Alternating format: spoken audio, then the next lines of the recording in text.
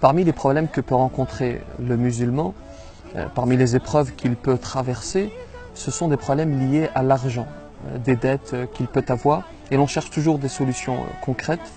Pour répondre à cela, je vais t'en donner une.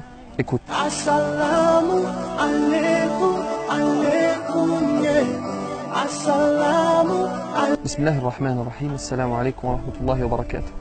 Il s'agit de l'histoire d'un homme qui est criblé de dettes.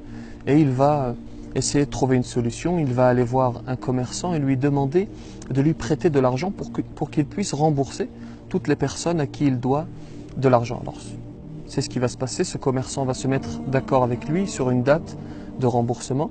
Il prend cette somme et puis va la distribuer. Les jours passent et malheureusement, sa situation empire. Il ne peut absolument pas rembourser le commerçant.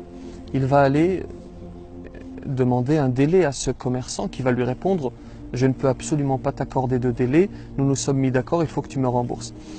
Alors cet homme ne trouve pas de solution et le commerçant lui dit « Soit tu rembourses, soit nous allons devant le juge ». Et c'est ce qui va se passer. Le juge va lui dire la même chose. Tu as un accord avec le commerçant, soit tu le rembourses, soit je te jette en prison. Alors cet homme va lui dire « Très bien, je n'ai pas de solution, laisse-moi juste au juge, laisse-moi juste aller voir ma famille ». Le juge va lui dire « Mais qu'est-ce qui me fait croire que si je te laisse aller voir ta famille, tu reviendras demain ?» Et il va lui dire « Si je ne reviens pas, alors considère que je ne fais plus partie de la communauté de Mohammed sallallahu alayhi wa sallam. » Et le juge, c'est l'importance de cette promesse, il va le laisser aller voir sa famille.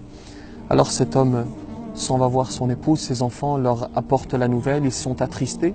Et puis son épouse, très croyante, va lui dire « Puisque c'est grâce au prophète, entre guillemets, que tu es venu nous voir ce soir, que tu ne dors pas en prison, alors فَلْنُصَلِّ عَلَى رَسُولِ اللَّهِ » Alors mettons-nous à prier sur le prophète, que la paix soit sur lui. Et c'est ce qu'ils vont faire, ils vont s'asseoir et se mettre à faire ce que nous délaissons, c'est-à-dire prier sur le prophète. Allahumma salli wa sallim wa barik ala sayyidina Muhammad. Et alors qu'ils sont en train de faire ceci, ils vont s'endormir. Et lorsqu'ils s'endorment, cet homme va voir le prophète sallallahu alayhi wa sallam. Et vous savez que lorsque l'on voit le prophète en rêve, alors il s'agit réellement du prophète, parce que le diable ne peut prendre l'image du prophète. Et donc le prophète l'interpelle et lui dit « Va voir Al-Wali » et tu lui dis « Le prophète t'ordonne de payer ma dette ». Alors cet homme va dire au prophète « Mais si je lui dis ceci, il va me rironner et me dire « Je ne peux te croire ». Alors le prophète va lui révéler un secret et lui dire « Tu diras Al-Wali », tu lui diras « Le prophète te dit « Oh Wali », je sais que tu fais la prière sur le prophète, que tu dis Allahumma salli ala sayyidina Muhammad tous les soirs 1000 fois. Et hier soir, tu t'es trompé, tu n'as pas atteint les 1000, mais nous acceptons tout de même les 1000. C'est-à-dire que personne ne peut savoir ceci. Ce wali fait cette prière sur le prophète loin de toute ostentation. Il fait cela lorsqu'il se retrouve seul. Alors il va voir effectivement Al-Wali et lui dit le prophète te demande de payer ma dette. Al-Wali, évidemment, ne le croit pas. Il va lui apporter la preuve. Al-Wali se met à pleurer. Il sort une somme d'argent et lui dit « Va payer ta dette ». Il se saisit de cet argent et il va voir le juge tout content. Et il dit au juge « J'ai trouvé, alhamdulillah, une solution ». Lorsque le juge voit cet homme, vous savez ce qu'il va faire? Il est impatient de le voir. Il attrape le cerf contre lui et le juge va dire à cet homme « Par ta grâce, j'ai vu le prophète Mohammed sallallahu alayhi wa sallam en rêve. » Le juge également a vu le prophète. Et le prophète a dit au juge, si tu lui payes la dette, nous te faciliterons le jour du jugement. Le juge sort de l'argent et lui donne ceci et lui dit, va payer ta dette. Ils n'ont pas terminé de parler, on toque à la porte. Il s'agit du commerçant qui entre et se saisit de cet homme. Et lui dit, par ta grâce, j'ai vu le prophète Mohammed sallallahu alayhi wa sallam. Et il m'a dit, si tu lui pardonnes, si tu effaces ta dette, nous effacerons tes péchés le jour du jugement. Et cet homme, ce commerçant, non seulement il efface sa dette, mais en plus il sort de l'argent et lui dit voilà pour tes enfants.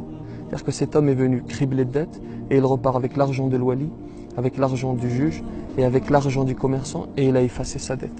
Voilà un moyen concret, ce moyen que nous délaissons. On se dit oui c'est juste, ouais c'est la prière sur le prophète, qu'est-ce que c'est? Voilà un exemple concret. Tu veux que Dieu te facilite, alors mets-toi à prier sur le prophète sallallahu alayhi wa sallam. Ce sont des choses qui sont très importantes, en tout cas pour le croyant. Celui qui ne croit pas, évidemment, il se dit ce sont des fables, etc. Nous croyons dans nos textes qui sont authentiques. Voici un moyen concret pour régler tes problèmes d'argent. Vous êtes encore là? Bon, je vais anticiper certains commentaires comme on a l'habitude. Cette salutation sur le prophète, cette confiance en Dieu ne signifie pas abandonner l'action. C'est-à-dire que je fais confiance en Dieu, je fais cette salutation sur le prophète, que la paix soit sur lui, et j'agis concrètement et je fais les causes, et Dieu, pour tout ceci, me facilitera. Assalamu alaikum.